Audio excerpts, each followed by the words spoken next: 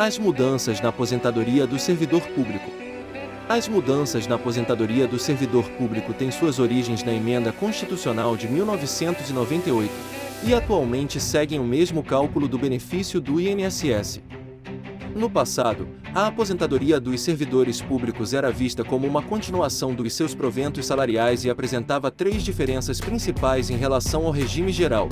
Enquanto o regime geral calculava o benefício com base em uma média contributiva, para os servidores públicos a base era o último salário, os proventos eram atualizados de acordo com os servidores em atividade, havendo paridade nos reajustes, e o limite dos benefícios correspondia ao salário.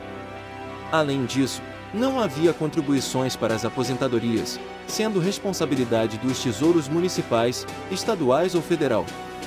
Essa era a realidade de outros tempos.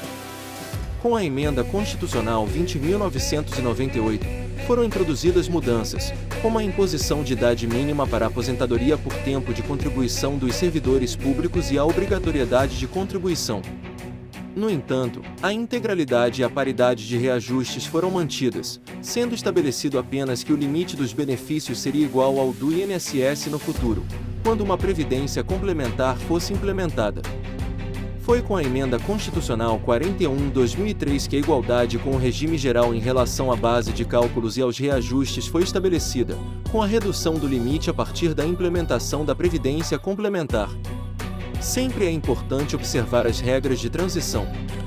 E, finalmente, com a Emenda Constitucional 103/2019, as mudanças e exigências foram aplicadas a todos os trabalhadores, incluindo os servidores públicos, e quem estava perto de aposentar entrou em regras de transição e vai ganhar menos. O tempo que faltava sempre dobra. Isso pode virar uma pensão para o familiar do morto. Sem a intenção de discutir o passado, é importante ressaltar que a relação de trabalho dos servidores públicos continua sendo diferenciada. Por um lado, o ingresso ocorre apenas por meio de concursos públicos, e por outro lado, a estabilidade, dispensando inclusive o FGTS.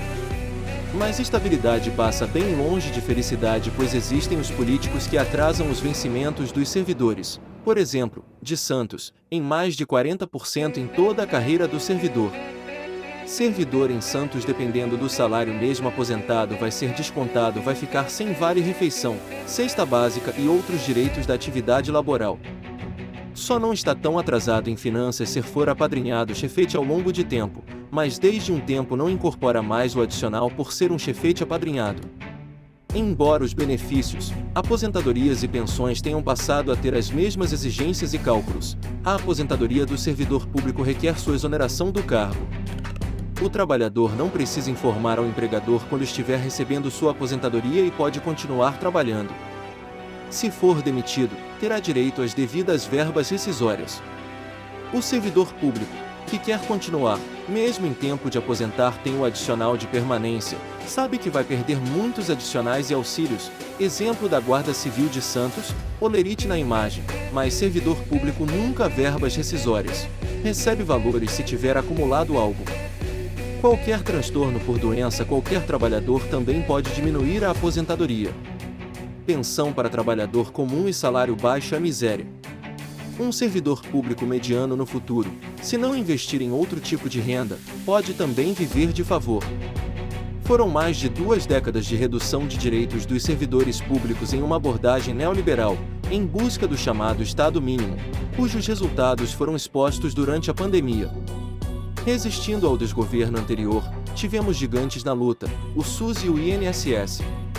Em Santos, no serviço público da prefeitura, o século foi nefasto para os servidores, com perdas dos nunca apadrinhados, com quase metade do salário em perdas. Teve uma greve recorde de dias em 2017 no governo do PSDB.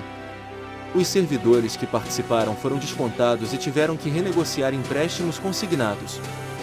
Foram enganados por dirigentes do Sinder. O Sindes, o outro sindicato, abandonou a causa. Para todos os trabalhadores, tanto no setor público quanto na iniciativa privada, será necessário recompor o seguro social.